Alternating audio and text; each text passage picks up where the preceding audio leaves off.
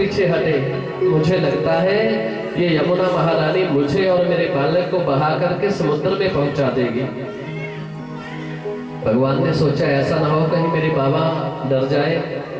इतना बड़ा दर्जा किसी भी अवतार को लेकर के भगवान ने किसी नदी को नहीं दिया जितना बड़ा दर्जा यमुना महारानी को दिया। यमुना महारानी को भगवान ने चौथी पटरानी बनाया। क्या बनाया? चौथी पटरानी बनाया। तो वसुदेव जी क्या लगे यमुना महारानी के? हैं? ससुर लगे ना। जो बहुरानी ससुर की दाढ़ी तक पहुंच जाए, हैं? दाढ़ी तक पहुंच जाए वो अच्छी बात थोड़ा भी है? दिक्कत हो गई। दूसरी बार पुनः पांव रखा। भगवान ने सूप में से अपना हल्का सा पैर बाहर किया। यमुना महारानी छलांग लगाई, एकदम चरणों का प्रक्षालन किया और प्रक्षालन करके दो भागों में यमुना महारानी बंट गई। पानी का जो स्तर था वो घुटनों तक रह गया। बड़ी तीव्रता के साथ सारे के सारे गोकुलवासी इधर सोए हुए थे। क्यों? 4 बजे का टाइम था। 12 बजे भगवान ने टाइम लिया, चुना, ना इधर का ना उधर का। सारे ऋषि मुनियों का मन प्रसन्न था। जो स्वाहा स्वधा की अग्नि पापी कंस के द्वारा शीतल कर दी गई थी वो अपने आप जल गई। मंदिरों में घंटियां बजने लगी, ढोल मृदंग नगाड़े बजने लगे। ऋषि मुनि कंदराओं से निकल करके आज वेद मंत्रों की ध्वनि कर रहे हैं। क्यों? हमारे गोविंद का उद्गम हो गया है। बड़ी तीव्रता के साथ गोकुल में पहुंचे। सज्जनों, सारे के सारे गोकुलवासी एकादशी का व्रत रखते थे। किसका व्रत रखते थे? एकादशी का व्रत रखते थे। सारे व्रतों का जो राजा है वो एकादशी है। एकादशी कभी किसी की गिनती में नहीं आती। 1 से लेकर 15 तक तिथियां होती है। 1 से लेकर के 15 तक तिथियां होती है। 11 को बीच में से निकाल दो 108 बनता है। एकादशी को बीच में से निकाल दो 108 बनता है, जिसकी हम माला घुमाते हैं 108 की माला। प्रतिपदा हमें पता होना चाहिए कि इस तिथि का स्वामी कौन है। पता होना चाहिए ना, इस घर का मालिक कौन है? इस घर का मालिक कौन है, उस घर का मालिक कौन है, नीचे वाले का मालिक कौन है। यदि हम उस घर में जाते हैं तो पता होना चाहिए, तिथियों का पता होना चाहिए। प्रतिपदा का स्वामी कौन है?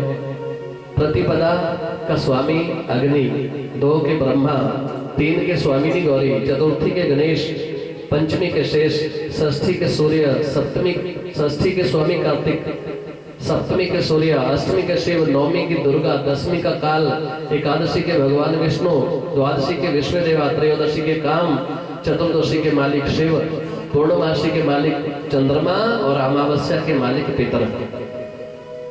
ये तिथियों के बारे में पता होना चाहिए। हमारे से कोई पूछे ना पूछे अलग बात है, कम से कम नॉलेज तो होनी चाहिए।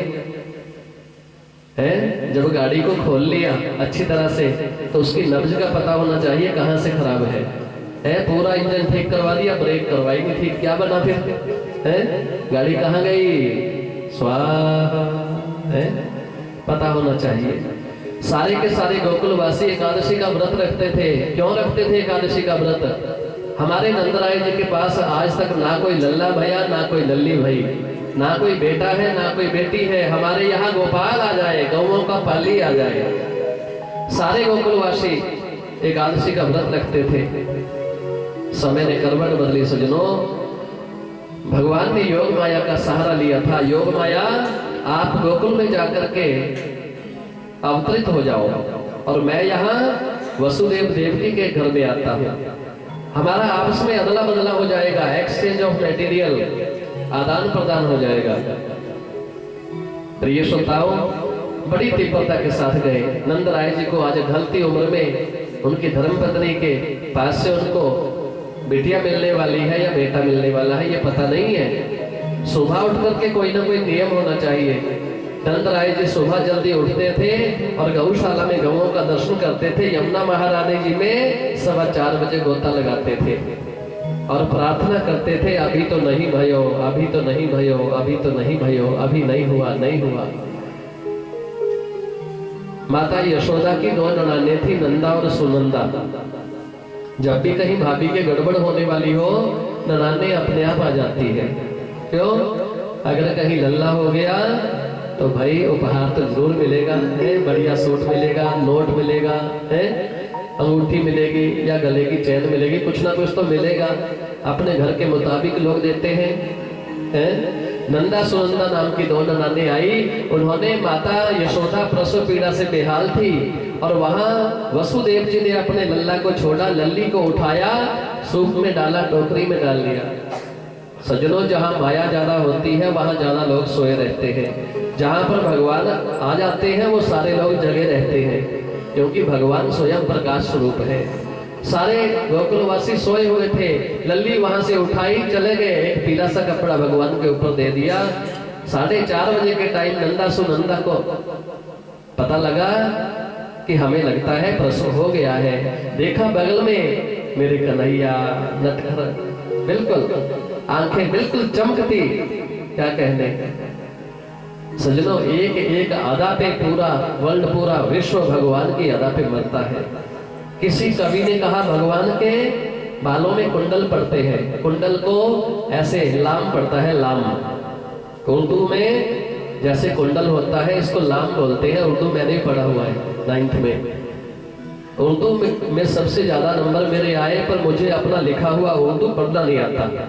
लिखो आप मेरे से जो मर्जी लो, पर मैं अपना लिखा हुआ पढ़ नहीं सकता, नॉलेज कम है। ये तो सबको आता है, आलम पे पे ते ते से जीम जे हे के दाल ढाल जाल रे रे जे जे सीन सीन स्वाद स्वाद तो जो एन गेन फे कॉफ काफ काफ लाम मेम नून माओ है हमजा छोटी है बड़ी है, सबने पढ़ा हुआ है। किसी कवि ने कहा लाम बन बल खाए गेशु एक घनश्याम के, है वही काफिर बंदे जो है नहीं इस्लाम के। जो इस्लाम के आशिक नहीं है, जो इस्लाम को नहीं मानते हैं वो काफिर है, काफिर। प्रिय श्रोताओं, वहां से नन्ही सी बालिका को उठाया, बड़ी तेजी के साथ आकर के मथुरा में वसुदेव जी ने प्रवेश कर लिया। नंदा सुनंदा ने देख लिया कि हाँ लल्ला हुआ है, चारों तरफ कोलाहल मच गया, शोर मच गया। सजनों, नंदराय जी पहुंचे आकर के, आप तो कहते थे कि अभी नहीं भयो, अभी नहीं भयो, अब तो हो गया महाराज, हो गया। और इधर वसुदेव जी कन्या को लेकर के पहुंचे, एकदम कुशल जा चुका है, तेरे को मारने वाला यहाँ से निकल चुका है। राजा कंस से हाथ जोड़ रहे हैं, हे देवी, हे माँ, वो कौन से शहर में गया है? कहने लगी वृंदावन में गया है। माते, वृंदावन बहुत बड़ा है, वृंदावन बहुत बड़ा है। कौन से गांव में गया है? भगवती कहने लगी ये नहीं बताऊंगी, कर ले तू अपना कितना करना चाहता है, मुद्दाई लाख बुरा चाहे क्या होता है, होता वही है जो मंजूरे खुदा होता है। प्रिय श्रोताओं, राजा कंस ने कन्या को मारना चाहा, पर वो कन्या छिटक करके हाथ से आकाश में चली गई, जिसको आज बिजली लोग बोलते हैं, जिसको बिजली बोलते हैं। बहुत गुस्सा है आज भी उसमें, कड़ाके से उसकी गर्जना होती है। किसी वृक्ष पर पड़ जाए, किसी अच्छे जीव जंतु पर पड़ जाए, नष्ट कर देती है, उसको बहुत गुस्सा आता है। पापी कंस के हाथ से छिटक करके आकाश में गई है, वो आज भी आकाश मार्ग में ही है। और इधर चारों तरफ कोलाहल मच गया, शोर मच गया। सज्जनों, पूरे के पूरे गोकुल में हल्ला हो गया। क्यों? माता यशोदा के लल्ला हो गया। कौन सा हल्ला हुआ? गांव में भी हो जाता है ना हल्ला, कि हमारे यहाँ भैया आज लल्ला हुआ है, कल भी हुआ था, आज भी है। बताओ, दो हैं। सुखदेव भगवान कथा में वर्णन करते हैं, राजन 84 गज का लहंगा पहन करके, 84 गज का लहंगा पहन करके आज ब्रज की ब्रजांगनाएं माता यशोदा को बधाई देने जा रही है, कुछ मांग नहीं रही है। अरे माते, तेरा लाला जुग जुग जिए, माखन मिश्री का भोग लगाया जा रहा है। चारों तरफ जैसे विवाहों में थापे लगाते हैं ना, बटने के साथ, उपटन के साथ थापे लगाए, चारों तरफ सुगंधित वातावरण बन गया। आज कुछ लेने नहीं जा रही है। माते, तेरा लाला जुग जुग जिए, तेरा लाला जुग जुग जिए, लंबी उम्र वाला हो। नंदराय जी खुले हाथों से दान करने लगे, अन्न धन वस्त्र कंबल 7 तिलों के पर्वत दान किए, 9 लाख धेनु दान की। सज्जनों, 4 महलों में पहला दरवाजा खोला, जब ब्रज की ब्रजांगनाएं आई, सबको साड़ियां बांट रहे हैं, सूट बांट रहे हैं, पैसे बांट रहे हैं, खुले हाथों से दान कर रहे हैं। क्यों? आज हमारे यहाँ लल्ला हुआ है। ढलती उम्र में परमात्मा ने हमारी लाज रखी है। ढलती उम्र में परमात्मा ने हमें बालक दिया है। नंद राय जी भी गोरे है, माता यशोदा भी गोरी, और कन्हैया है काले। परमात्मा किसी के भी घर में किसी रूप में आ सकते हैं तो समझ लो हमारे घर में भी आ गए हैं। यहाँ दर्शन जी के घर में भी आ गए हैं कन्हैया, कल से आ गए थे। अब छोटी छोटी लीलाएं भी उन्होंने करनी है। कल को विवाह भी होगा भगवान का। कल को भगवती रुक्मिणी जी से पहला विवाह होगा। पहले विवाह का मतलब समझते हो? मतलब कई विवाह होंगे। पहला विवाह है कल को। कई क्या हजारों में जाएंगे, कोई बात नहीं। प्रिय श्रोताओं, नंद राय जी सारी की सारी ब्रज की व्रजांगनाओं को वस्त्र बांट रहे हैं। जब सारे का सारा महल वस्त्रों वाला खत्म हो गया, नंद राय जी ने दूसरा दरवाजा खोल लिया। वो वस्त्र लेकर के चली गई। वास्तव रास्ते में कुछ आ रही थी गोपियां, कुछ ब्रज की व्रजांगनाएं आ रही थी भगवान को आशीर्वाद देने के लिए, माखन मिश्री का भोग लगाने के लिए, माता यशोदा को शुद्ध पनीरी का भोग लगाने के लिए। जो बच्चा होता है ना, शुद्ध पनीरी बनाते हैं कि नहीं बनाते हैं? आपने बनाई है?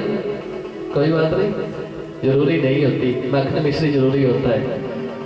प्रिय श्रोताओं, जब हो गई तो रास्ते में पूछने लगी आपको उपहार में क्या मिला? कहने लगी बढ़िया सा सूट मिला, ये देखो कितनी अच्छी चुन्नी है, कितनी भारी है ये है? सूट अच्छे अच्छे मिले, साड़ियां बढ़िया मिली, अच्छा साड़ियां मिली। हाँ, दौड़ करके गई। सजनों, जैसे ही नंद राय जी के पास पहुंचे, सूट खत्म हो चुके थे। भगवान ने, नंद राय जी ने दूसरा दरवाजा खोला, वहां चांदी के बर्तन बांटने शुरू कर दिए। सबको चांदी के बर्तन बांट रहे हैं। किसी को कटोरी, किसी को गड़बी, किसी को गिलास, किसी को थाली, किसी को परात, किसी को गागर। जैसे ही एकदम दौड़ करके वापस लेकर के आई तो सूट वाली देवियां अभी रास्ते में बैठी थी। माताएं जब घर से कहीं बाहर चली जाती है तो रास्ते में बहुत टाइम लगाती है। रास्ते में ज्यादा टाइम लगाती है, चाहे गोबर का टोकरा सिर पर हो, अगर कहीं बात मीठी से चल पड़ी फिर पता ही नहीं रहता कि सिर पर वजन भी है कि नहीं। इसलिए माताओं को, मेरी बहनों को पता नहीं लगता। जब भी ये बातें करती है तो चुपके चुपके चुपके चुपके आस्ता आस्ता बोलती है। सज्जनों, धीरे धीरे बोलने में आकर्षण होता है। ये आपस में बातें करके भी इतना रस ढूंढती है, इतना रस ढूंढती है, क्या बात है? अगर अच्छी बात करनी हो फिर तो इनको आनंद आएगा ही आएगा। अगर कहीं चुगली चल पड़ी तो समझो पता नहीं किस किस की मैल धुल जाएगी, पता नहीं किस किस की धुल जाएगी। प्रिय श्रोताओं, जब सूट वालियों को चांदी के बर्तनों वाली मिली, अरे आपको चांदी के बर्तन, हमें सूट, वो सूट वहीं फेंक दिए, वापस चली गई। सज्जनों, इतने में चांदी के बर्तन खत्म हो चुके थे। नंद राय जी ने तीसरा दरवाजा खोला, उसमें सोने के बर्तन बांटने शुरू कर दिए। सोने के बर्तन दे रहे हैं। चांदी के बर्तनों वाली भी रास्ते में बैठी थी, घर अभी वो भी नहीं पहुंची थी। सोने के बर्तनों वाली को मिल गई। आपको क्या मिला उपहार में? पूछती है ना माताएं सब एक दूसरे को। जब कहीं इनके मायके में भाई की शादी हो, अगर सूट बूट या कोई चीज बढ़िया मिल गई तो सारी